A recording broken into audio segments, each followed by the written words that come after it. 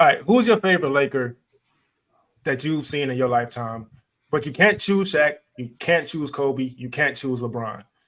We have a guest. I'm not gonna get to her yet, so I'm gonna ask Lou first. Lou, who's yours? This is probably going to show my age. The reason I'm going to say this player is because I had such a high conviction when I was scouting him coming out of college that I just knew he was going to work, and it's Kyle Kuzma. I loved Kyle Kuzma. It's funny that the reaction is all I needed to see. I just he was, probably honestly somebody I liked a little more, but they're already old. But Kuzma was just the most entertaining person, not just because of what he did for the Lakers. I was just really high on him coming out of the draft. So seeing him translate that almost immediately, being the 27th pick at the time, I remember I was in Coral Gables in a random pizzeria that I had never stepped foot in.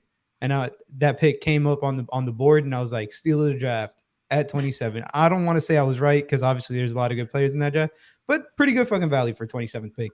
Just his ability to play make at that size. He came and he shot the ball really well, at least his rookie year he did, and just did things that weren't expected of a 27th overall pick. He did that for 2 seasons, obviously helped him win a chip there. How much he contributed probably wasn't that much, but just in terms of like my personal watching experience, I enjoyed watching Kyle Kuzma play for sure. Frankie? I'm going to go Lamar Odom. That I love playmaking bigs. He could handle, he could rebound, push in transition. He was actually, fun fact, second basketball jersey I ever owned was Lamar Odom Miami Heat jersey. Got the Heat Shaq in that trade. So a lot of great memories. But seeing him win in LA was one of the few things I enjoyed about them winning. Just seeing him and Powell on the break and in just having 2 6'10", 6'11" guys that could handle the ball, had great chemistry together in the triangle in transition. It was great to watch, and he was on crack. So, no, I ain't gonna lie. Look, shout out to Stephen A. Nah, look, we make the jokes, but if you want somebody to play hard and like bring the energy, I ain't gonna condone it. But I'm just saying. Now, me and Frankie are kind of showing that we're the same age, though. My favorite player, aside from Kobe, Shaq, and LeBron, is also Lamar Odom. Not because of his Lakers stint, though, just watching his whole career from the Clippers, because those teams were so cool. Like, seeing him get to the Lakers and be able to win, that was great to see. But my opinion honestly doesn't matter, because we're doing something a little different today. We got a guest. We got our most famous friend here. You've seen her on Twitter every day going viral. Oh. In my mind, LeBron and Paul George's best friend, guest on podcast, which we will talk about if she had more time, but it's limited. Ladies and gentlemen, Jasmine L. Watkins. Thank you. Please tell the people why my time was limited. You were late. I was late because I'm gonna be transparent. I sleep on my off days from work. Other than that, I'm sleeping an hour a night, so I couldn't wake up. Jasmine. Who was your favorite Laker aside from Shaq, Kobe, or LeBron? Derek Fisher. Ooh. I like an old, reliable man. Lefty from Little Rock. Come on. I mean, he was intricate. And Kobe and Powell, they were necessary for them championships, but I feel like everybody overlooks Derek Fisher. That's a great pick. I completely forgot about him, to be honest with you. He hit a bunch of clutch shots. 0.4. Yeah. And I love how they ran off the court like that was going to matter, too. Ladies and gentlemen. Off the court, everything is like, fine. You can't call me back.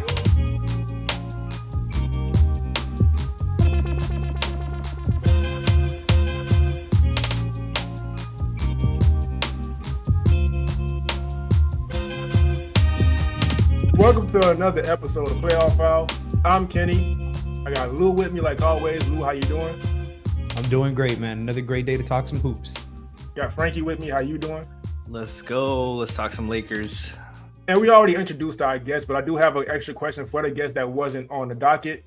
Because anytime somebody grows up in one city and they choose a different team, I'm always curious. But like if you ask somebody who grew up in Atlanta why they're a Laker fan, there's only one answer to that. So I'm gonna ask Jasmine, was there a specific moment where you decided, all right, you know what, Kobe's my guy, that's it? Oh, I had no choice. I was born in West Covina, grew up in Atlanta, but my dad was a Showtime Laker fan. So he is responsible for my Laker fandom. And then like obviously Kobe, and I couldn't stop it. Like, could you imagine me being a Hawks fan? God, that's disgusting. Love yourself. Yeah, I just never could pick the team I was like in the city with. But you know, they had some stints. Shout out Joe Johnson. Shout out to Dan Dickau, Theo Ratliff. Oh God, all-time Hawks greats. But we're gonna get into this Lakers team this season, because obviously when we trying to watch 30 teams, it's difficult to keep up with everybody. And I'm gonna be honest with you, I cut my cable off. I'm not about to pay to only watch games. So I watch games on League Pass, and Lakers are on national TV a lot. So catching up with them, you would have never guessed that they'd been above 500 this whole time. Just like with like a lot of the skies falling stuff. But they are the Lakers. They have championship expectations regardless of how the team is, because they've won so much before and it's completely earned. So we're going to get into the guards first. D'Angelo Russell since All-Star break.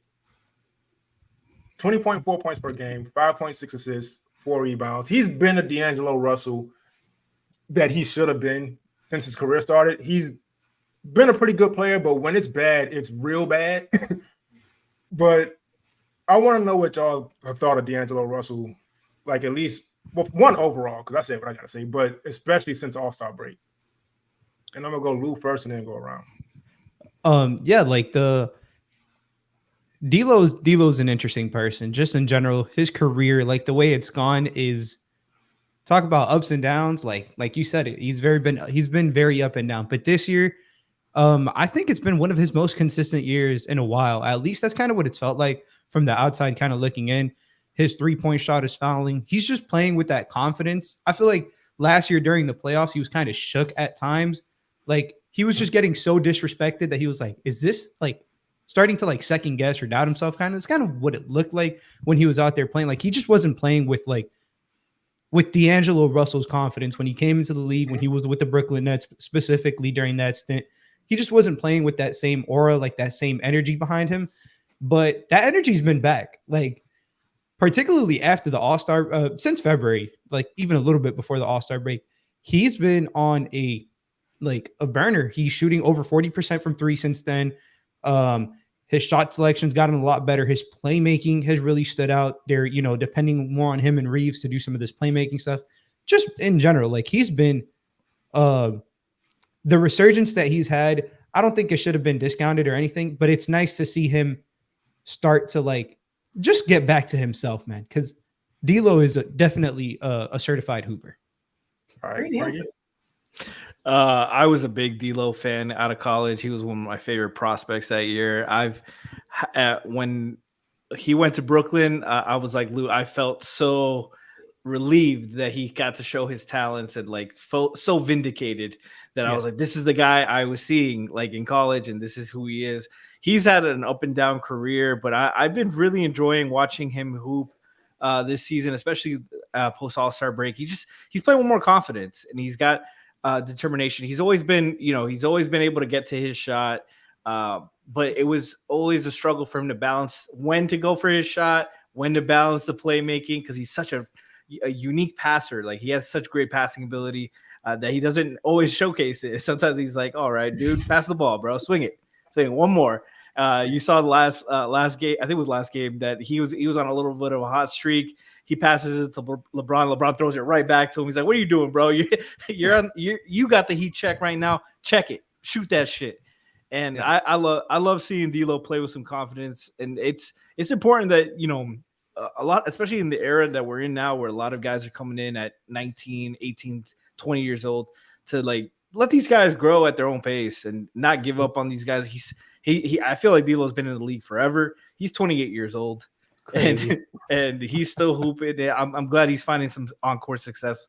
And even if his numbers aren't like the flashiest, I feel like his impact is a lot higher than it has been in other points of his career. All right, we're gonna go to the resident Laker fan, because We feel no emotions behind watching D'Angelo Russell. Just who knows what you're gonna get out of him. But what have you thought of D'Angelo Russell? First of all, I have loved him. One of the core 4 baby Lakers. I felt like, yes, he's an up and down player. I do think you got to give people time to grow. That's why we have to send him away. That's part of the reason why. He got his mojo in Brooklyn because nobody really cares. I mean, nobody is watching the Nets. That's what you're going to give like a night off and I guess 20 or 30 extra bucks. I don't know how much tickets are. But as somebody who's like been in Staples or crypto, depending on how old you are, it is very tough. Like the lights in the court are bright, everything else is dim. It really is showtime. And then I think once you get past like all-star / trade deadline time, it's like, whew, okay, I'm safe. Now I can just kind of ball out and see what happens. And I think that's what we're getting now. I always have hopes that he will continue this, but he's just so damn streaky. It's frustrating, but I'm very happy to see him. Every time he does like the ice in the veins, it's amazing. He out here signing babies and shit. Oh, I can't get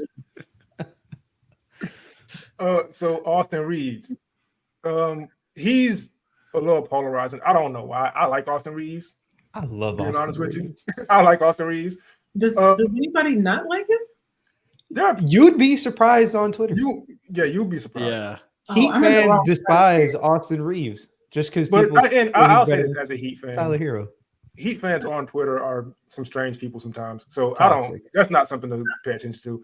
Yeah, but no. I like Austin Reeves. Off the bench, I guess scoring role. That's great. I feel like he's capable of more at times, but I'm not mad because once again, young player, got to give him some time to develop. And you're playing with arguably the greatest player of all time. There's going to be adjustments you have to make constantly. But once again, I'm going to go around, and I'm going the other way this time. I'm going to go to Jasmine first.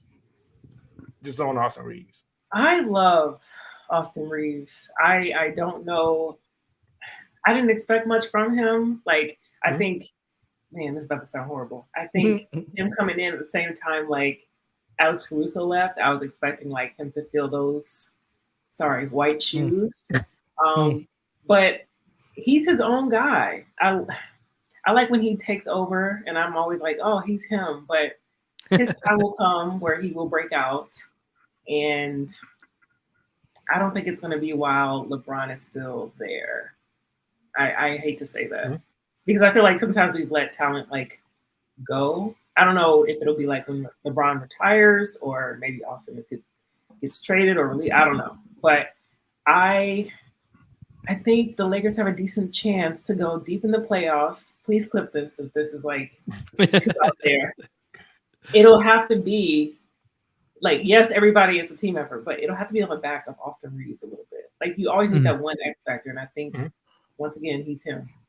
All right, Frankie.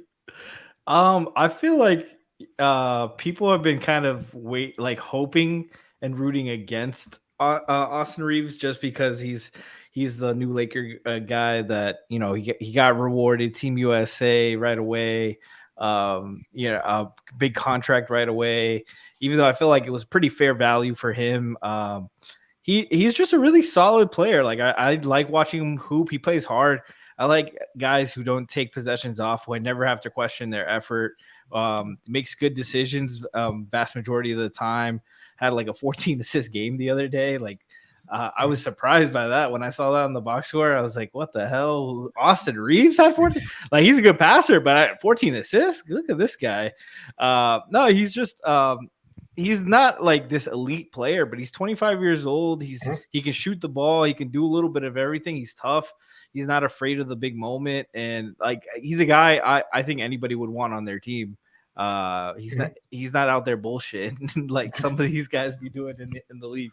No, he's a good player. I think he's solid. I feel like the Laker expectations get to him and people are hoping like, oh, he's the next Laker great and stuff. And like, no, he's just a good player. Like if you're comparing him to like other guys in the league, like you're gonna get disappointed in some aspects, but he's a really good player. I would take him on my team any day of the week.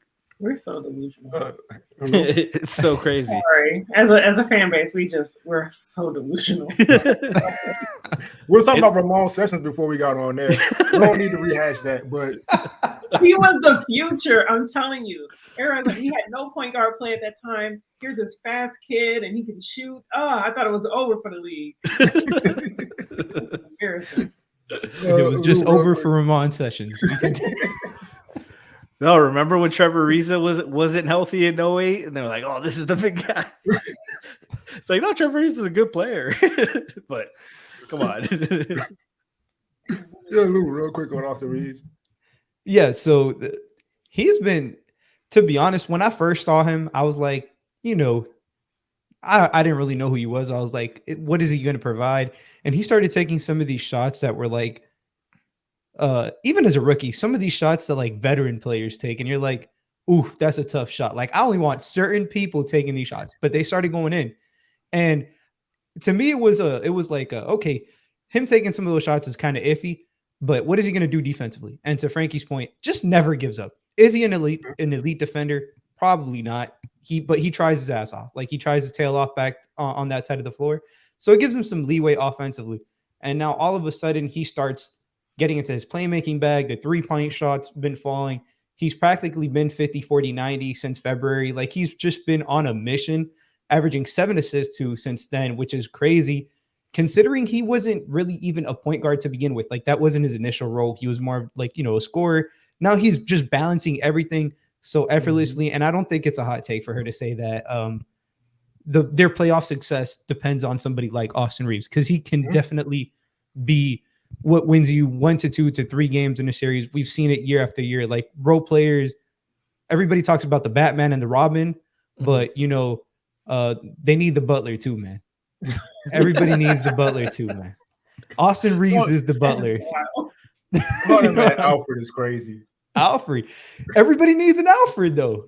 Nah, you do though, but I mean, y'all said way better stuff than I would have said, honestly, because when I say I like Austin Rivers' game, it you know what? I'm not even gonna say it. Like, as far as the handles and like why I like his handles so much and why, I'm not gonna get into that.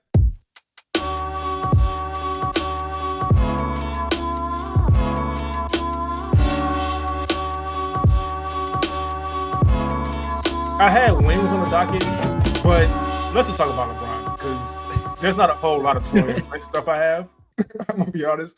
So we have an episode on LeBron already. We talked about LeBron a lot on this show. So I'm gonna go to Jasmine this time.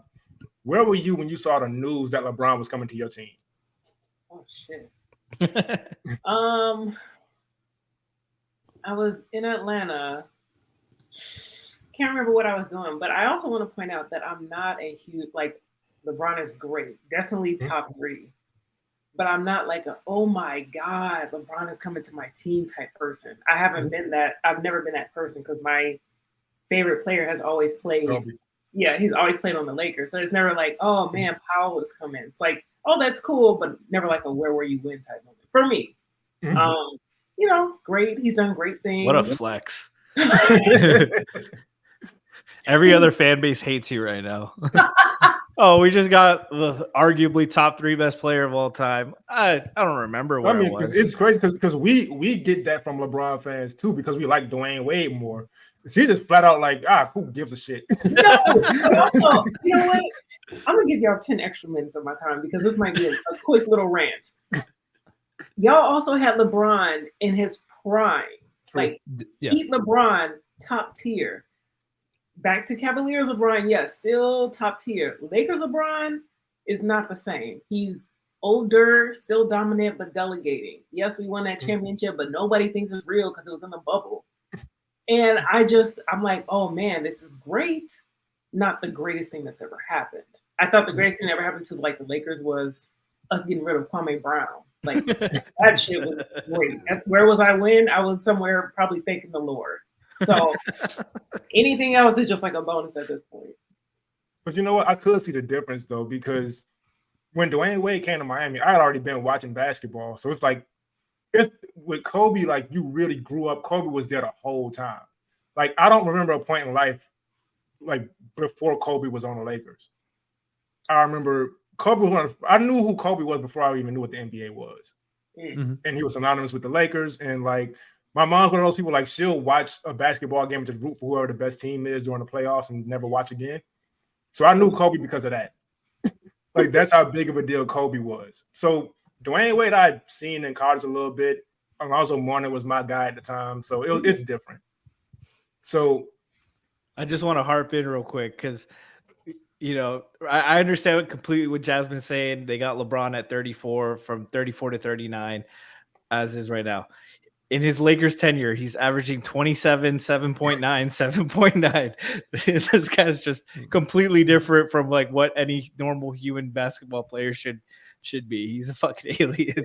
Like it's just while delegating too. While delegating, a great point, because lately he's just been sitting in a corner. Like y'all go ahead, do your thing, and not to mention you got 3 possessions a quarter. Like, and not to mention he was playing point guard for the whole season the year they won the championship. Like just crazy. But except you know for what, Rondo though? in the finals. Yeah, Rondo, that's it. No, but the thing with LeBron that's crazy though, like you'll watch him now and you'll be like, oh, this is incredible, because it is incredible. But then you'll like see a Cavs highlight where he gets the rebound and you blink and now he's looking into the basket, just waiting to come down so he can dunk it. It's like, oh, so this is a different player now. Can you like think of a historic game of LeBron on the Lakers that has something to do with his like all-time stats? Like, is there a so I actually have one because I was live at the game. It was, and I don't know, maybe this just hurt my soul that day, but I saw LeBron drop like 56 against Miami in Miami. I used to work at the arena. That day he did not miss a shot. He dropped 56 and 3/4 and he just walked off the bench. He wasn't there the whole rest of the game. And I was like, there's no reason somebody should be 35 years old, absolutely cooking us like this. Like he went back. It was a tough, but yeah, your point still stands. It's just, that one was very personal to me. I apologize. Yeah, honestly, I don't have one. I think it's because he's already so solidified. We're not even looking for those anymore. Yeah. I kind of am. I would love like a Miami where he's like looking, where Miami Celtics where he's like looking into the camera like what's on now, like, or even his like takeover of many games in Cleveland. I would love a game like that, but it's more like, oh, I just scored 40,000, which is amazing. And like the Wilt thing, once again, amazing, because people do try to downplay that. Mm-hmm. So I get what you're saying. Yeah. Thank you. We get what you're saying. It's just he wants also a takeover. You guys have Darvin Ham at the helm, and yo, Pockets is not doing us any favors. Pockets? It's wild. What's the nickname? Hold up. Well, yeah, explain this. I've never heard this. He always got his hands. Y'all don't call him Pockets? No, I've never heard him call Pockets. I'm not on that side of Twitter yet. I'm not either. Oh, I'm sorry to be on that side. It's I'm trying to make just stands there with his like hands in his pockets, like that's not calling no timeouts, calling no plays. I've seen that. Yeah, I've seen memes of it. Now it makes sense. Okay. It's like what's his name? Kevin James in that meme where he just like you know, that's literally Darvin Ham. That's how I picture him too. That is funny. It's really funny. By the way, that LeBron game you're talking about in Boston, I was scared for like 3 quarters because he made that face into the camera and like I believed it. I figured he would go off, but if he didn't, I was gonna have to have a lot of arguments and it was gonna be a lot of hell. Just him getting roasted for like making that face and still blowing it in the 4th quarter. Mm-hmm. So like, me too. My whole family's Celtics fans. That shit was fucking life or death for me. That's why Frankie moved the away. face of concern. Yeah. Are you? I was living in Massachusetts during 2013. Fucking horrified of all the slander. Every time when the Spurs series, oh my god, my family was just like ready, chomping at the bits. That's like the epitome is everything okay at home? Because I remember I was in Massachusetts for 2011, the finals, and when they lost, my cousins were all letting me hear it. My one of my cousins, her boyfriend was a big Lakers fan. He was nice, super nice to me. Never said anything. He said one word. I took out everything on him. I was like, I can't say shit to my cousin. I can say shit to you. Who the fuck do you think you are? He was one of those Lakers Cowboys fans. Oh. Yeah, like he was awful. I was just like, no, you're a Yankees fan too. Get the fuck out of my face. How do you choose that though? Like I understand, like all right, you grew up watching Kobe, but then also the Cowboys, like you seen nothing. And they don't win. Like exactly. I never understand like Cowboy fans who wasn't watching football in the 90s. And if you're a Yankees fan, shame on you because they make your favorite players shave their beards and shit. That's disgusting. That's nasty behavior. When they did that to Johnny Damon, that's when I used to watch baseball. I was like, wow, like anybody but Johnny. I'm not a huge baseball watcher, but I do know that. And then I saw some guy who just went from the Red Sox to the Yankees, shaved his beard. Yeah, the redhead. Crazy. Yeah. Oh, and he looks like a cop now. Jasmine, like if you guys don't follow Jasmine on Twitter, you're doing Twitter wrong. Well, first of all, you do, but yeah, you just do. You just follow her. But she made a great tweet on that. I don't remember what it was. I gotta find it. Because like in his Red Sox picture, he had a grill and the chains, and yes, in the Yankee picture, you got the chains as well, but no facial hair. And I was just like, he went from like Paul Wall to hands against the wall because looked like straight up 5-0. It's embarrassing. I'm sorry. Wait, which brings me to another question. Why are you wearing the LA hat? Oh, honestly, I haven't gone clothes shopping in like 4 years. I don't care that much. So I just grab stuff out the closet. So I don't like. I didn't feel like cutting all my hair tonight. So I just put something on. Like my other hat's a little too dirty. I'll get around to shopping, but I just don't care enough. Oh, to be a guy.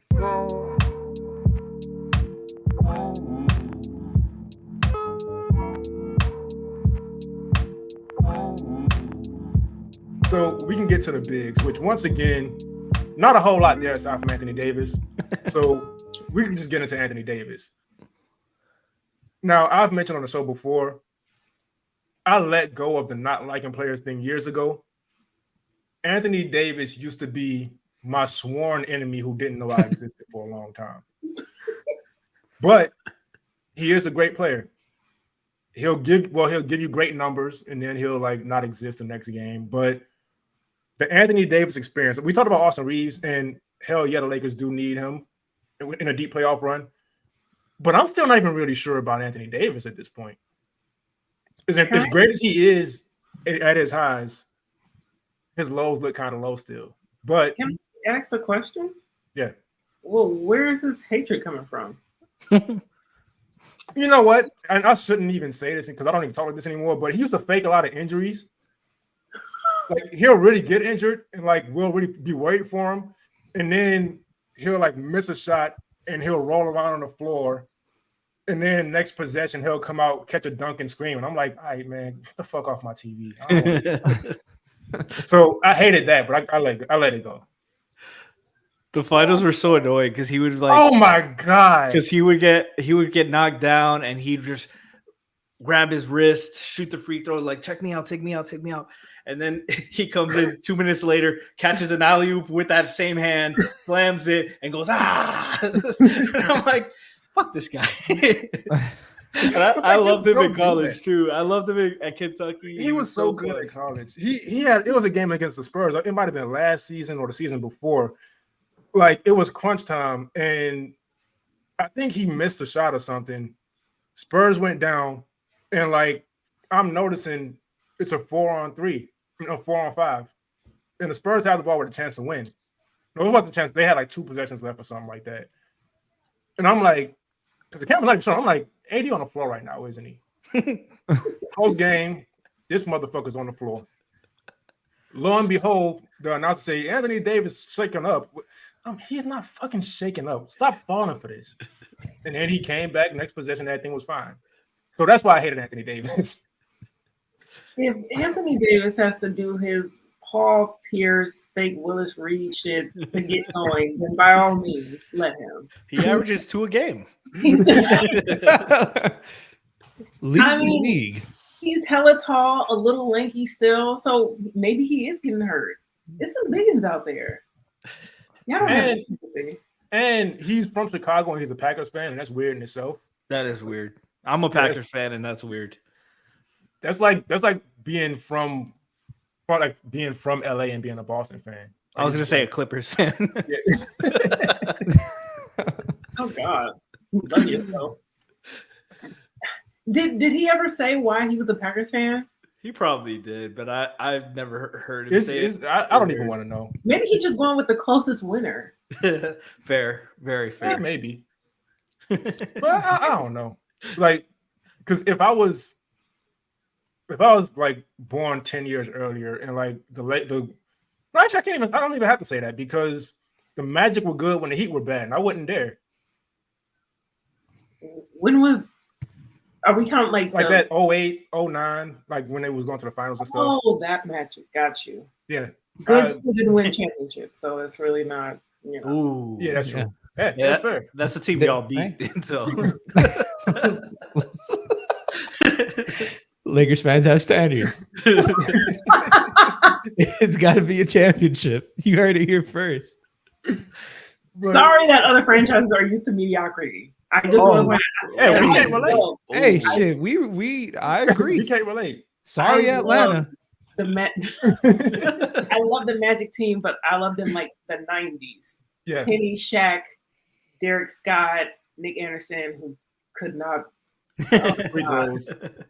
4. Oh, this guy was like an 86%. Whatever. Let's not go in there. But love that team. I love lovable losers, and I felt like that's what that team was. Ooh, yeah. Sorry. That's a great way to put it. We sound so like. Can you imagine like the Kings fans and Clippers fans listening to this? Like, how dare you? Lovable losers? Neither of which are lovable losers. Like Clippers, maybe when they had Lamar Odom, and then like Kings, they were they're lovable right now. But like that, yeah, I was gonna say maybe Weber, Doug Christie, Jackie Christie, Bibby situation, they were not lovable. No, I can't lie. I didn't like Doug Christie either, but I had no idea why. I was like 9 years old. I just didn't like him. Maybe it was his face. Maybe it's his face, 100%. He had the most punchable face in the league. And being light skinned and bald is just weird. It's not fine. Oh shit, I went way too far. Okay.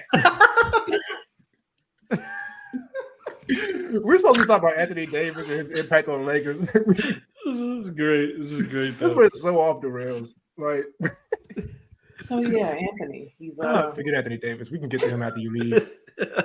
I want to know. I want to know more about that Lakers and Kings thing because you was watching it at the time. I had no investment in it. You didn't get a little riled up at that time. I like the fight, but. You're so messy. Was it Rick Fox that got punched? I don't like either one of them. Cause you didn't like Rick Fox? Well, he gives me bearskin rug vibes. I don't like that. Bearskin rugs. And he he had a show on NBA TV. Like he was sitting in front of a fireplace with a robe on, like the little puppy shirt in it. It was like you doing too much.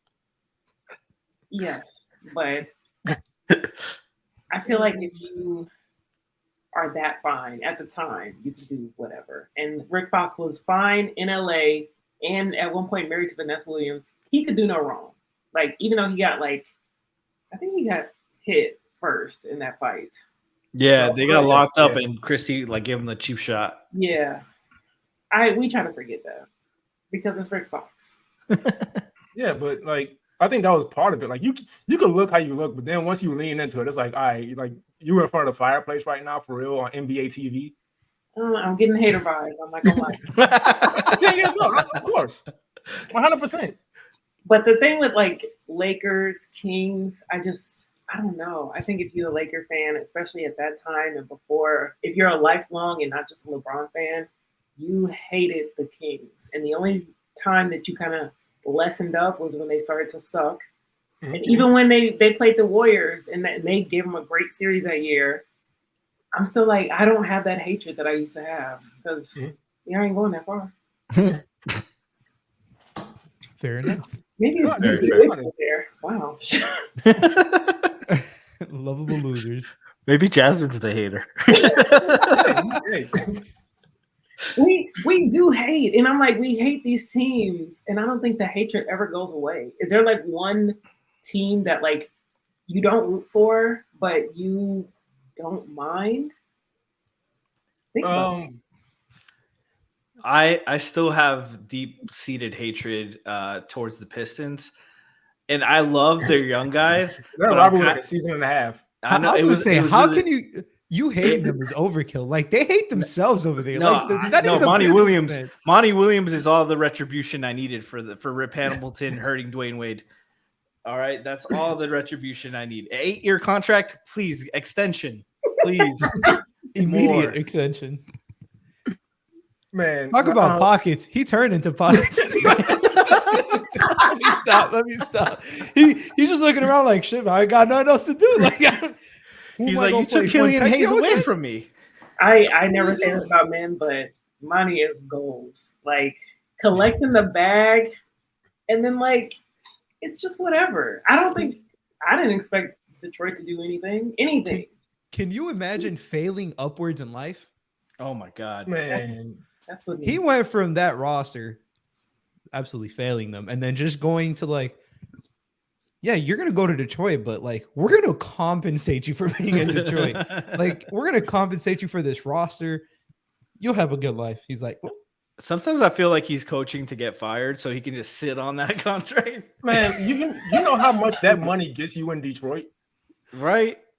It's like the third cheapest city in the U.S. Like, he's probably living in Chicago. Statistically, I'm not even lying. He's just catching a PJ every game. Like he's like, I got the money, I got the funds. It's worth it for my mental. Me personally, I walk into the game like, look, I don't know what y'all on tonight, but y'all can figure it out, and I'll just like lay down. Kate, like, draw up the starting lineup. Let's go. I don't know. I wish that more people got a chance to coach, but really do nothing. Like what you writing on that clipboard? I would write like, I don't know. I would write some shit like, yeah, glow, and then that would be it. Like there's nothing else. Glow. There's nothing on that clipboard that's gonna help your team if they are truly sorry. Monty's like, score more points, guys. Let's go. I draw a little S we used to draw in elementary school. Yeah, I ain't doing shit if I coach Detroit. Y'all can fire me if y'all want to. Y'all know it ain't my fault. So Anthony Davis. I was about to say, like, I was trying to bring Anthony Davis back, but I know Jasmine got to go. I don't know how much time she's gonna have, or she got to go right now. Or how much time would you need me for? I'm here for you. We're completely off the rails now. It don't even matter. I feel like it's probably my fault because you say one thing, like you say the Magic, and I'm over here talking about Nick Anderson's free throw. I'm gonna be honest with you. I'm like, it was Anthony Davis who threw him off. Because you know what, I like these kind of shows though. I haven't really done one of these since I was at Heat Beat, to where like we want to talk about the Lakers, but like the West is so crazy. We have no idea where they're going. Like, let's be honest, we have no idea what's going to happen in that conference. So, how confident, Jasmine, do you feel of going into the playoffs currently at the 9th seed, like winning two playing games back to back? Oh, that's light work. We can do that.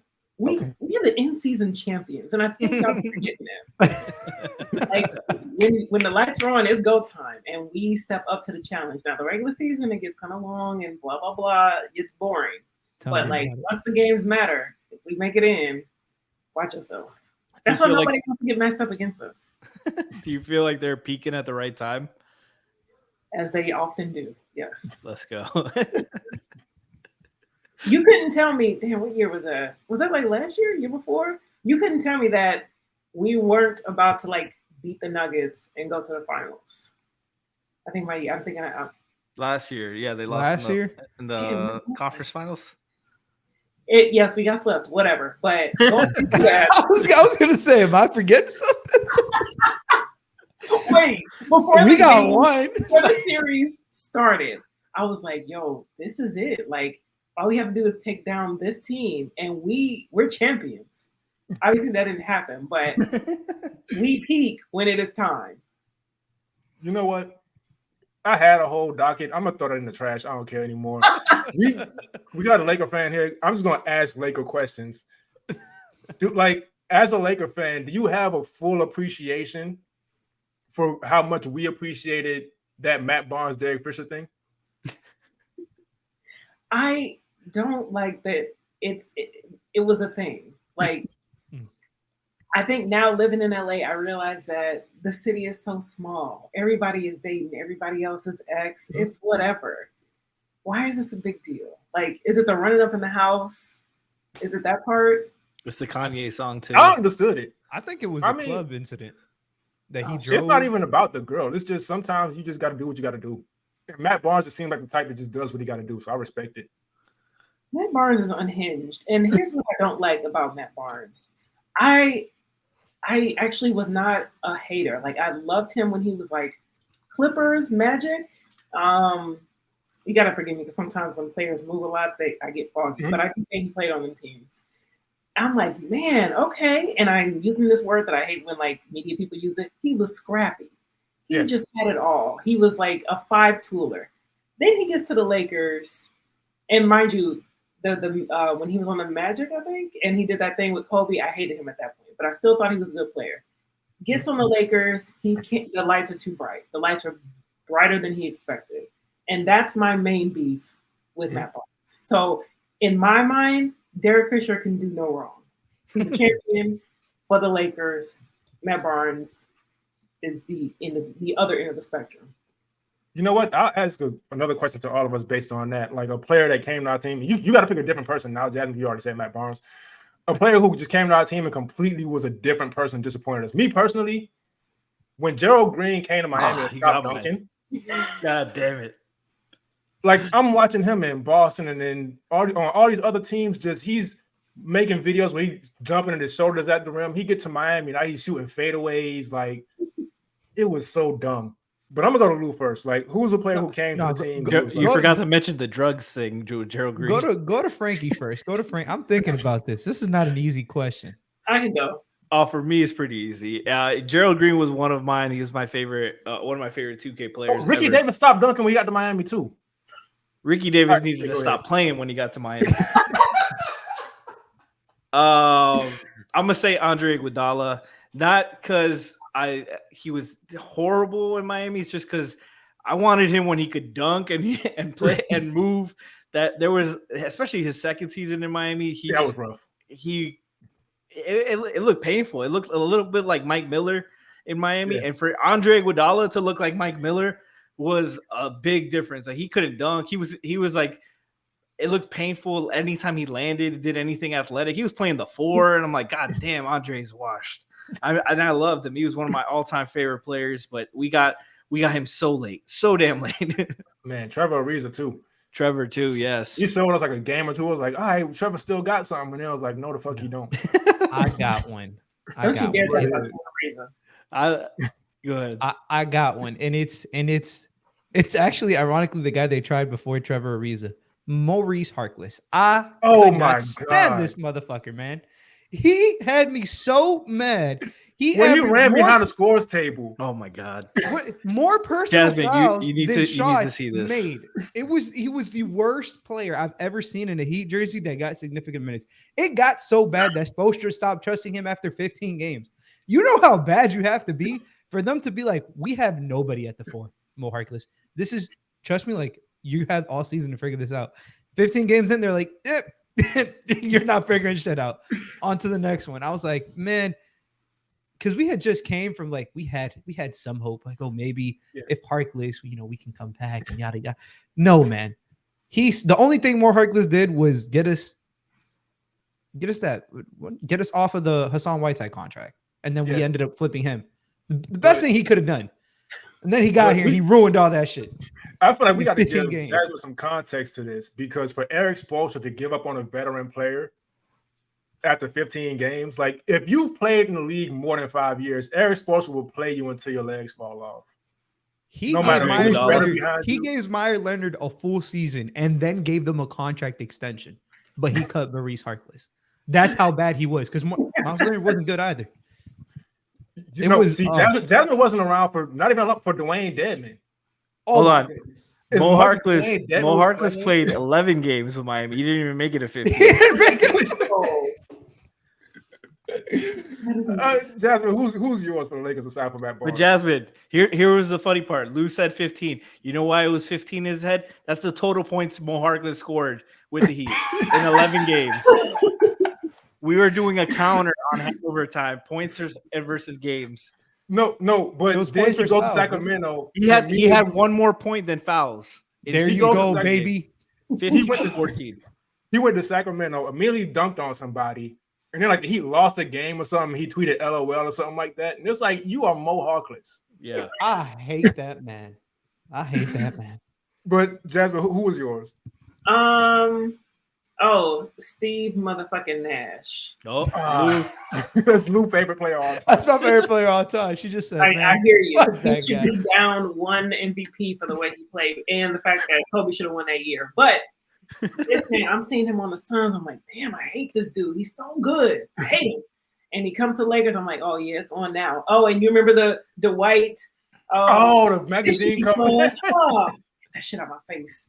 And then Steve Nash, I can't even remember what he did. That's how unmemorable it was. But he was not Steve Nash. It's like Steve Nash tricked y'all because this ain't him. It was horrendous. it was that haircut. Honestly, The haircut was He disgusting. went over there for the bag. But no, I want to know more about the Dwight Howard season because he was coming off of the season. He should have probably won MVP. He gets to the Lakers and it's just nothing. It's not easy. I be telling people. Well, I can't tell the players themselves, but I be telling it's not easy. We don't have time for like losing. Like I don't know how else to say that. We just don't have the time. The only extended amount of time we had was like when we had Robert Sacre. We were over here rooting for like Ryan Kelly and shit. And other than that, like we That's a expect wild name. greatness. Yes, I'm over here like, oh, Wayne Ellington is the truth. Like, what the fuck? The man with the golden arm. I love that man. He like walks Kendall on Marshall's Duncan better than Robinson Steve for running. Nash. What's Oh the point? my, Kendall Marshall. UNC legend. What a time. So I'm just, I want to like Steve Nash, and I still do, but I can only equate him to Phoenix Suns seasons, not whatever the fuck he did in LA. I agree. You know what? Because these questions keep coming to me because like I don't have a lot of Laker fan friends because like I What just a stopped sad playing life Lakers 2 you years must ago. lead. I know, you know what? I just don't trust. Like, all right, I get your story because your dad is from California and you from It makes sense, but like a lot of people just like it's the Lakers, Yankees, Cowboys thing. A lot of times it's like, all right, whatever. I don't want to be around that kind of person. But I have to ask a Laker fan while I have the opportunity. How much do you hate the Miami Heat for continuously selling lemons to the Lakers? Whether it's Kendrick Nunn, whether it's Gabe Vincent, like. I personally blame the Lakers organization because both of these players showed what they really were, and the Lakers paid them anyway. No, Vincent was different. I'm like, Gabe was very bad in the regular season. People don't know that. I need to. Watching the Heat aside from the three of you in the regular season. That's a fair point. It's y'all and Eric Spoelstra. That's definitely not your scouts. I'm like, I was so excited, and I don't know what it is. Like the playoffs, don't like equate anything to the playoffs because they will trick you. And we got Duke. So congrats to you guys. Man, I want him back. Buy him out, please. Take him. The game for free. That's what he is worth. I love Gabe. I miss him. It's kind of crazy with both injuries though. Like I think it's kind of maybe it is like playing with the Heat and like going through these like dumb intense practices, which I personally don't even think they should still be doing in the year 2024. Then going to the Lakers where you're just like chilling and then you go into the game and it's like you're not used to it no more. I don't know. But first of all, we're not chilling over here. Okay. Yeah, they working. Yeah. Working on that 9th seed. Look at him. We can't have super intense practices because we got old folks on the team. So it's gonna be a little bit lighter than whatever y'all doing over there. But practice is practice. I don't know. Eric Spoelstra was killing Andre Iguodala and Udonis Haslem. Man, UD was in the best shape of his life at 40 years old because of the practices. All right, so if you had to choose one, Kendrick Nunn or Gabe Vincent? There's only one right answer. What am I choosing for? What? To play a game. To trust. To depend on to win the Lakers something. To depend on for 15 minutes in a playoff game when they're called upon. This is the worst question I've ever gotten.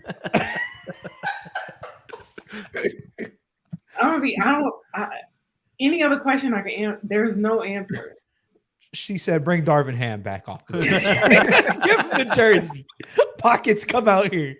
Derek Fisher ain't that old. Give me motherfucking like Smush Parker, because this question sucks.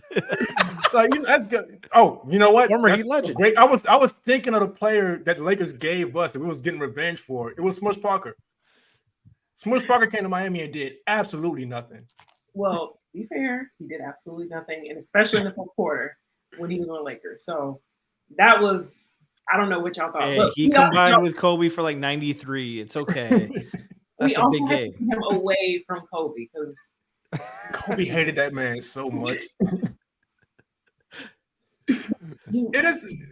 You can suck around Kobe. Like, you could be a bad player, but if you did not try, I think that's where his like level of annoyance rose. So, and that was Smush Parker. I remember like early YouTube days. I don't care if I'm aging myself right now, but I'd be looking for Kobe highlights, and it would be like some dude named Ellie Sekback just talking to Kobe, and Kobe would just not say anything about Smush Parker. And like when you would find something about Kobe saying something about Smush Parker, it was not good. Him and Kwame Brown. Whatever Stephen A. Smith said about Kwame Brown, all that shit was true. He had small hands, small feet. He couldn't, and that's why every Laker fan probably memorized or know for a fact all the words that Stephen A. Smith said when that trade went down. He doesn't have a post move that he could do 2 times in a row because we watched it. He is sorry. And that's the only thing I hate about social media now is because, like, why am I seeing Kwame Brown talking on my timeline? I was wondering. You don't have the credibility, sir. He was just like in the middle of nowhere, South Carolina, just in his car, just talking about real men being real men. It was like, we saw you play. Like the guy's like, we saw you. There is film. Shout out to the guys because there is film of what you did. You should have the hush mouth right now. Kobe told that one story where like they was in a huddle and they was running a play for him, and Kwame Brown was like, "Don't pass to me." Kobe was like, "What the fuck? Why?" He was like, "I'm nervous." That was man. Gabe Vincent would never. Just understood. And I feel like Kwame Brown saying, "Don't pass to me." You don't have to say that shit. You're not passing me, bro.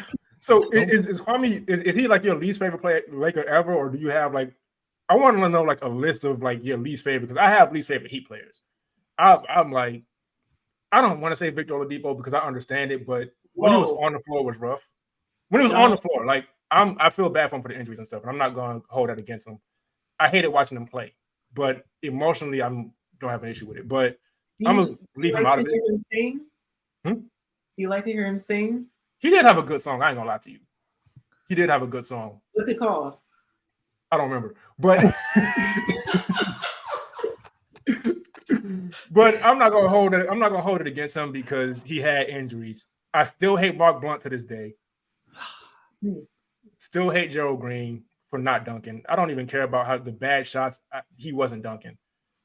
I liked Rodney McGruder for some reason until towards the end where I was like, why do I like Rodney McGruder? Kendrick Nunn, Hassan Whiteside. Easiest 2 answers you'll ever I held on to Hassan Whiteside so long because he was so funny on Snapchat. And then I told John, sorry, I didn't tell Jasmine. Like Hassan Whiteside, he first got to Miami, he was beloved. And then it went sour real quick once he started talking. But I was one of the last people on the bandwagon. But one of those seasons, I was going to Heat games a lot. I was like, Hassan ain't as bad as people say he is. I wasn't paying close attention. I wasn't listening to what Frankie was saying yet. I was like, he averaging a lot of blocks. I went to a Heat game, and there was a dude like a couple rows behind me. He was heckling everything Hassan was doing. It wasn't like, come on, like you got to be better. It was, man, get your bitch ass up. You never getting back on defense. You don't never want to contest a shot.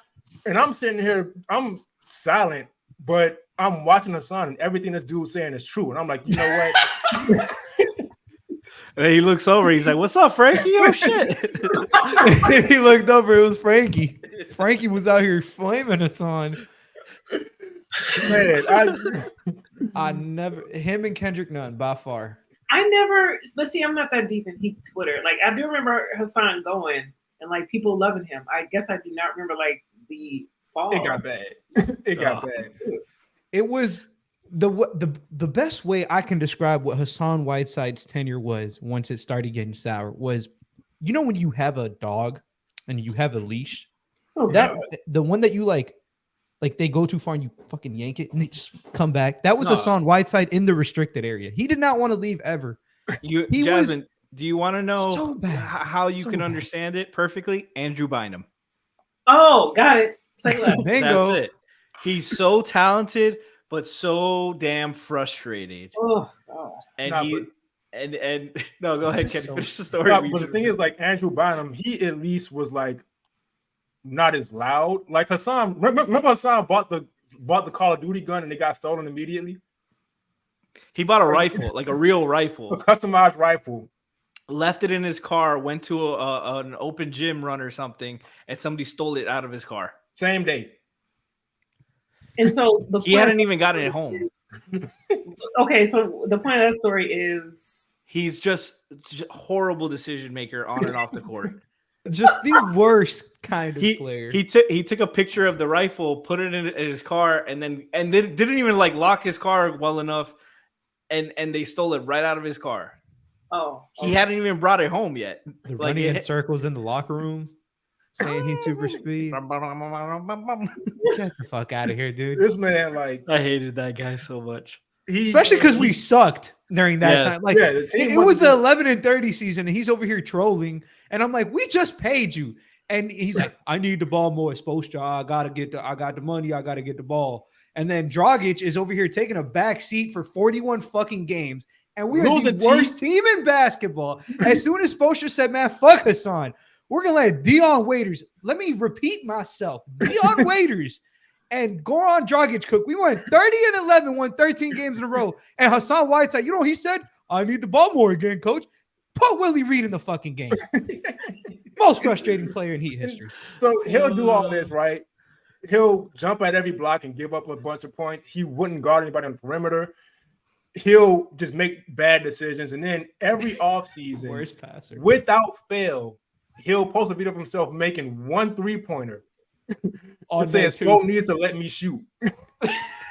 Yo, oh my while we all on this, can we just abolish summertime workout videos? Yes, please. Oh my God, yes. I'm with you. Unless they're to make fun of Celtics players.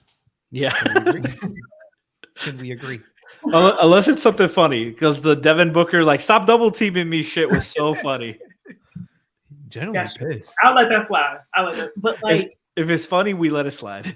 Hoodie Mello, I got caught up. Somebody posted a video of Ben Simmons. This shit was 2 seconds. He hit one shot, and everybody's like, "Oh, he's back. Back where? Where was he?" Back to the therapy sessions for his back. The worst ones are the such and such trying to make a comeback workout videos, and it's like Jahlil Okafor, working on post moves. It's like nobody's doing this now. Right. And did you see the Jared Sullinger one 3 years ago? Who? What? You never saw the Jared Sullinger trying to make a comeback? No, I didn't see a Jared Sullinger workout video.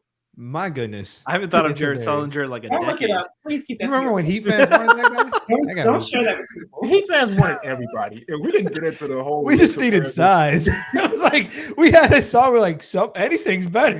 Look, man, I love Heat so fans. bad. They are still saying bring Goran back, and this is to do what? For the vibes. He's fully retired. Look, we don't have to keep on the players for too long.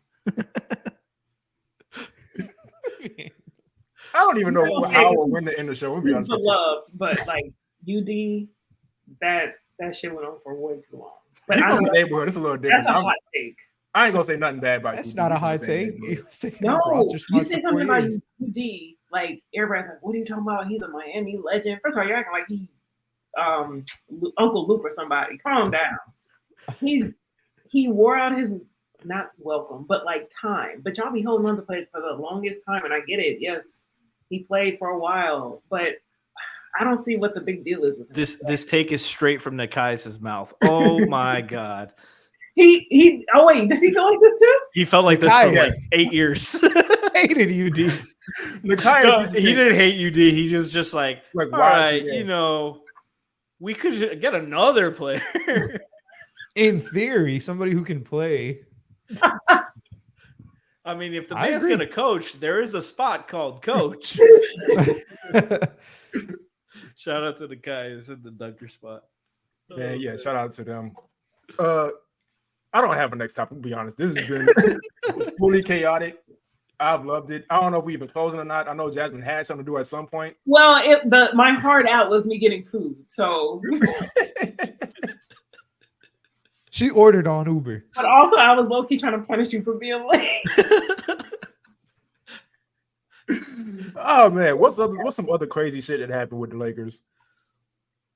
Oh man. Everything.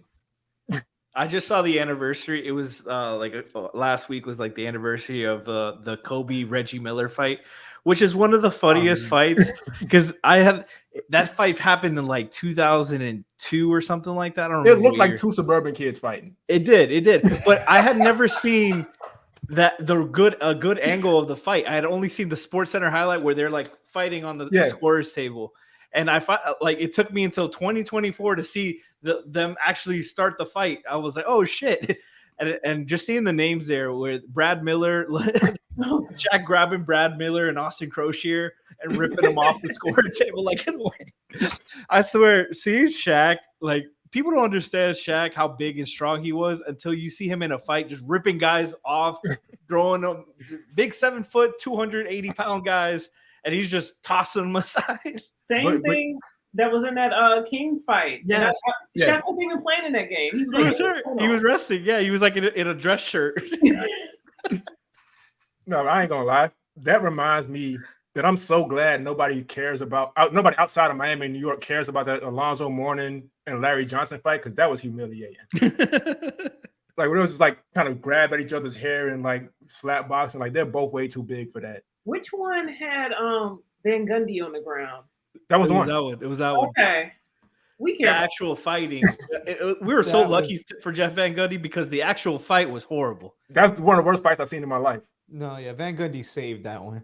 Yeah, nobody. Just him holding on to the leg. Yeah, nobody talks about the actual swinging. Thank God. No players not swinging enough these days. Oh, we never even got to Jasmine's least favorite Lakers. Oh, let's get. I think it's obvious. It's Kwame, Matt Barnes, him. But I feel like a lot of players get to the Lakers and they just start sucking. But like Kwame definitely in the top 3. Smush. Who did I just hate? Did Dwight redeem himself for you in 2020? No. So that's a good question. So when you saw him crying in the locker room, what was your reaction to that? Like when they won it? I was never high on Dwight to begin with, so I don't have feelings toward him or for him. And I remember like the 2009 Magic, and everybody loved him. He was in commercials and shit, and they thought he had a chance to beat the Lakers. I never understood why there was so much faith in this dude. He was dominating in a couple of games, but to me, he just had broad shoulders that made him look much better than he could actually play. Like, yes, could you make it out the East? Of course. But he also had a secret weapon I like to call Huey Turkoglu. That's true. People don't give Hito the credit. Exactly.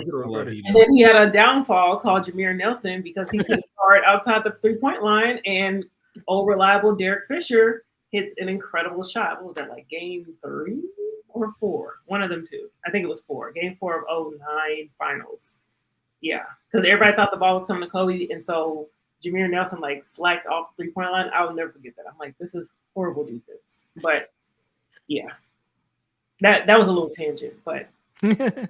Y'all are lucky Courtney Lee missed that layup, man. Fuck. That was the toughest layup ever. The determining factor, okay? But also, shame on Magic fans for putting their faith in Courtney Lee. Yeah, right. Rookie Courtney Lee too. But like, I'm not even a Laker fan. I still might have something against Robert Sacre because why was he there? And then like the video came out of him like in a dunk contest overseas. Yeah. And he was like getting blocked by the rim on all his attempts. It was like, I still don't like this fucking guy. You didn't feel any sympathy? Damn, you don't have no heart. You gotta understand though, like we have a different perspective. Like we grew up Dwyane Wade fans knowing Kobe was better but not wanting to admit it. So anything that was going bad for the Lakers at the time was good for us. Why couldn't y'all admit that? Like, y'all had eyes, right? Yeah, but again, like, you're a Laker fan with a reason to be a Laker fan. A lot of them just be there just talking. Like, I'm from Wisconsin and my whole family from Wisconsin, but I really liked Nick Van Exel, so I'm a Laker fan for 40 years. It's like, all right. I'm a big advocate for like who you like, no matter where you live. But I'm also like, stick with that team. So yeah. You're with us during like the 3-peat years. You got to stay with us during the Nick Young. Yeah. Oh God. I was trying to figure out that dude who was like laying down on the bench during that. I can't remember his name. Chris Kaman. Yeah. It was Chris Kaman. We had like 6 players, and he was just like laying there. You have to stick with us through that time, otherwise, I have no respect for you. That's the thing. Like, that's completely fair, man. And y'all dealing with the influx of LeBron fans. I'm still annoyed by them to this day. Why? Do they the whole statue thing? Oh my god! Oh my Every God. other day is something with them and the Heat fans. Look, it's no disrespect. I still love LeBron. I got love for LeBron, but people, LeBron fans. Let me not say people. LeBron fans make it seem like Miami is Miami because of LeBron, but we won a championship before LeBron came here too. One. We haven't been around that long. We haven't been around for that long. Goodbye, Jazz. No, I'm with you. I apologize. We didn't have Kobe and Shaq. We had Wade and Shaq. Right after Magic. Won back to back. Right after Kareem, Magic, and Worthy. Man, and we had in those finals. It's not about the amount. I was just saying, what the Celtics back when they won, like, I don't know, they had like 10 of them championships or 15 when they were like, but they were doing segregation. They were there were 8 teams in the league. That's like one in a rectangle. That's not impressive to me. Oh, I was just saying, nobody was super high on the Heat until LeBron and Chris Bosh got there. Do I think he deserves a statue? I think he deserves one there and in Cleveland. But he deserves his jersey retired in Miami, not a statue. Jersey retired for sure. Wade statue. Fuck out of here with that shit. Nah, like nobody who plays 4 years for a team should have a statue. That's my 15 seasons is the cutoff. But you also got to understand our perspective. Like, we're Miami Heat fans, like, of the team. LeBron comes here and everybody hates the team, so we defending the team anyway. And then, like, so we're not even thinking about like, people like get mad at me, and the first thing they say is, well, he won 2 finals MVPs, he won an MVP, he averaged this much. It's like, I don't even remember any of the individual shit. Like, I was just watching the team win. So it's just like, in that case, like, no, like, if we was a super team the whole time he was here, don't give him all the credit after he leave. Exactly. Yeah. That's my thing, because it's like he had to join forces for all these guys. You don't call it credit, but now it's he deserves all the credit. He hand-gifted. He carried these bums. Like, get the fuck out of here. All right. So why were you so mad then? I'm gonna take that back. No statue for LeBron, because he did have a lot of help. And I'd be forgetting about Ray Allen. Ray Shane? Yeah. No, none of us, I haven't seen a single Heat fan say anything about retiring his jersey. Yeah, we're all for that. 100% retire his jersey. Nobody's worn 6 since. Nobody should ever wear 6 again. The statue, that's for like the immortal of the immortal. Yeah. That's Dwyane Wade only. That's Dwyane Wade and Pat Riley if he chooses to. Y'all have convinced me that he don't even deserve a jersey retirement. No. Jersey retirement. He deserves it. He deserves a jersey. First of all, I think I would be upset if they retired number 6 for the Heat, because it's Mario Chalmers' number. Yeah. It's Mario. I just It's gonna come with a slash up there. It has to. Just I don't know. Mario's gonna have 3 3 statues like Kobe, just 6 and 15. And then the one when he was in the 10-day contract in the warm-up, so he never suited up. It's never suited up. They signed him. People were like, we're so bad. Nah, you know what? I think if people brought that up more, I would understand why Heat fans hate Kyle Lowry so much. Because everybody was excited for the reunion. We didn't care how Mario Chalmers played. It was just like, it's going to be cool to see him in a Heat jersey again all these years later. Kyle Lowry was like, hell no, I'm coming back. Fuck out of here. We just never saw it. Y'all didn't appreciate Kyle Lowry. Y'all didn't appreciate the I did. South Beach like y'all should have. No, the beach.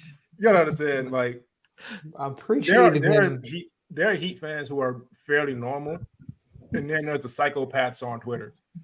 Yeah, it's hard to know because I don't know. Like, aside from like Nikias, I don't know. Like, legit. Oh, I'm a Heat fan, but even that one's weird because he's not from Miami, and according to y'all standards. Well, it's different. I'm a Ravens fan. I have never been to Baltimore. Not a day. Why would you do that to yourself? Because it was that or the Dolphins, honestly. No, I was a UM fan first. So when the team, like when I transferred over to NFL, they had every UM player I followed. So I was like, I'm sticking with them to this day. Right. So I'm gonna clarify though. Like me personally, I'm a Heat fan because I'm from Miami. And they were always good. I'm a Dolphins fan because I don't think you can grow up in my dad's house and not be a Dolphins fan. Like I would have probably been out on the street early on. So that's the case. But I fully understand people rooting for teams from other areas. It's just like if you're not even from there, you can't, like, let's say for example, I think the year after the bubble, where like both teams didn't end up doing what they were supposed to do. But the Heat lose to the Bucks, and it's a bunch of Laker fans from like Iowa. Like, we told y'all the Heat wasn't real. Like, stay out of it. Just leave us alone. Mind your business. Yeah. We were dying. Those are the ones I don't like. Are they strictly from Iowa or all them states that nobody remembers, like Montana? If I'm a Laker fan in Idaho, do you not care about? But even still, like Phil Jackson from Montana, so there's some kind of something there. First of all, shout out to knowing that because I don't know that shit. But I felt like the Heat, the bubble Heat, I didn't think they were real. Like, I thought they were like a fluke. Damn. That's how we feel. I ain't gonna lie. No, I fully understand that. And I like, now that I don't care as much, I fully understand why people think that every year. Because the Heat themselves don't give a shit until the playoffs start. You got Jimmy Butler, like, you might not even know this, like, Jasmine, like, Jimmy literally says out loud, like, out of his mouth every year, I don't start playing until February anyway. And we can see it. He does not We care. can definitely see it. They're supposed to just be throwing shit at the wall and seeing what's going to work. They don't care until the playoffs. And so when everybody's surprised in the playoffs, I get it. It's crazy she said that because I thought that was the best team we've had since Jimmy's been here. Yeah, in my opinion, that was my favorite team. That was Pete Goron. But it just, the level of Goron that year was so different. We just, unfortunately, once we got to the finals, it was like literally game one. Goron just absolutely tears his fucking plantar fasciitis or whatever you want to say. I didn't even know you could do that. I didn't think that was a thing. I had to search up what that was. And after I read what it was, I was like, yeah, we are done for. Yeah. We are so done for. Bam was playing with like a turn, like it was just we had Kendrick Nunn playing 37 minutes. At that point, it was over. This is the crazy part. People don't even remember. Goran, Bam, and Jimmy got hurt in game one. Jimmy just played through it. Now, do I think they would have still won? I don't know. But all three of your best players getting hurt in one game is crazy. Yeah, I knew it was chalked. We lost on my birthday. I got blackout drunk because I knew it was going to happen. It was game 6. I was like, look, man, it is what it is. I'm going to have a good time today. I'm going to drink one for the homie Goran Dragic. And I did. I feel so bad for people whose birthdays are like around playoff time. Because like mine is around All-Star game. So the Lakers cannot hurt me at that time. So, no, mine is in October. So typically I never get hurt. But that year, it was a fucking bullseye too. Because I worked at the arena. So I was watching this team every day. And then they basically close down everything. They go to this bubble and like, I'm not working. So I'm like it was just a tough time. Just a tough time.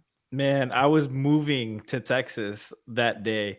I was literally like, I'm getting an Airbnb in New Orleans so I can make sure I get there in time to watch the game. I get there, I turn on the TV, and my brother's ordering food for us. And I'm like trying to keep my eyes open, tired, drove like 18 hours that day. I was like, fuck, Goran just got hurt. Fuck, Bam just got hurt. Jimmy, god damn. I turned that shit off. I'm like, I need some sleep. This is God telling me to go to sleep. That's tough too, because like because Jasmine, you might not have ever experienced this, but like that drive through the South is really a drive through. It's like in life, where huh?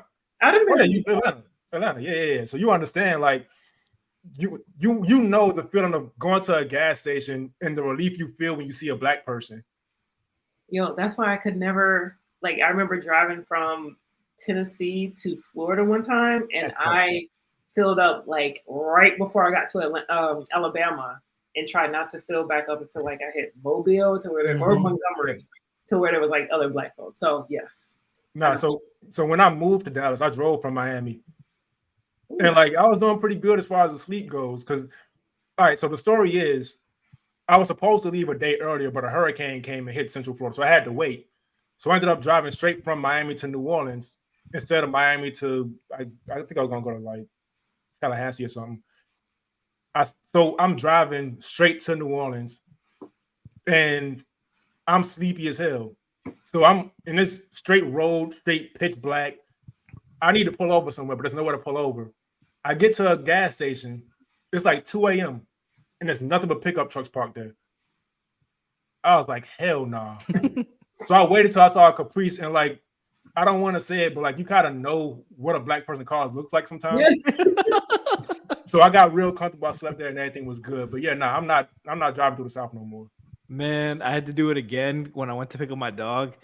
And this time I was with my girlfriend, so luckily I had a second driver with me because my brother don't drive. But we did the first shift. We drove through the night. We left like at 3 p.m. on a Friday, and we got to like Mississippi at like 12. And if you have never been through the South, their lights are off at 9 p.m. No street lights. No street lights. 7:30. Yeah. So some places are 7:30, but we're like just seeing the car lights in front of us, and at like 11, there's like nobody on the road. Out of nowhere, you're seeing a fucking 10-story cross, wooden cross, just lit up, and we're like, faster! I'm driving faster through this shit. Fuck this. I'm brown. I'm not doing this. Nah, but you gotta understand. Like, I took this drive in late, like, I left Miami the night of September 29th, 2022. I was still seeing "Make America Great Again" signs. This motherfucker was out of office already. So it's like, all right, man, you know what? I'm not stopping. Do men not believe in like flying to their destinations? Like putting their car on one of them things? I ain't gonna lie. I thought about doing that, but they said it was gonna be like $900, and I was like, I'll just drive. It's not worth it to me. Like the flight plus like transport. Like my car, like it died now, but my car was kind of trash anyway. So like I wasn't about to pay $900 to ship it to Dallas. Yeah, I didn't have enough to fly my car over there. And then the last time I was you sound like somebody. You sound like somebody to be at the Suites and Laker games. Jasmine's like, hey, listen, poverty. She said, y'all don't just sell your car, buy a new car. Why would you not leave your car in your city and get a new Bentley when you get there? Like you guys drive? We do not have it. My driver. Have somebody drive it for you. Just pay them. First of all, I hate to move. Okay. But the last few times I've moved state to state, whoever is moving me is paying for it. So they put my car on one of the things and then I fly. So excuse me. Although I did just move. I moved in LA, but obviously I can drive from city to city. But I don't know if you notice, people don't move us. Yeah, right. We gotta move ourselves. Jasmine's got her driver waiting outside. Reginald. I know. In my defense, Alfred. I don't know how much putting your car on one of them things cost. Yeah. Too much. That's way too much. It's too much for us to even check. That's how much money it is. No, but the flight is too damn high. This is the worst part of my story, right? I had sent in like to try to get a quote the night before. The next morning, my alternator went out. So my car's broken down, and then I get the call like, hey, it's gonna be $900 to ship it. It's like, for real, right? Like I'm waiting for the mechanic so I can drive again. You telling me it's $900? Hell no, fuck you. I'm good. Isn't that like a decent price? It probably is, but I wasn't paying that for a car that I was sitting at a gas station waiting for a mechanic my dad knows to tow it to his house so he could fix it, and they quoted me with $900 before I even knew what it was gonna cost to fix it. It was like, hell no. Dang. We should wrap this show up. We're an hour and 18 in. I don't want the rumors to fly that I be in like sweets and shit, and I don't know the cost of anything. Yeah, but before we go, like Jasmine doesn't have a sugar daddy; she just got clout. And, like, it's cool. But ladies, if you want, you can have both. Yeah, no shame, no shame. Thanks for tuning in to another episode of Playoff Foul. We didn't talk about nothing, but it was a lot of fun. I'm Kenny. Got Lou with me. Lou, where can they find you? It's at Saucy Takes with no spaces on Twitter. Takes with the Z at the end. Just on Twitter. Frankie, where can they find you? I love that Lou points at the blur above him. Like you can read that. There you go, Lou. Fix it. There you go. Frankie G, FRANKYG _ on Twitter. You can find me on Heat Beats talking shit there too. Exactly where to find Jasmine. She can tell you anyway. Jasmine L. Watkins on Twitter. This is crazy because above you, I thought it was like some live, laugh, love shit. But no. It was a blur. I'm gonna end it right there. I ain't even gonna finish the outro. We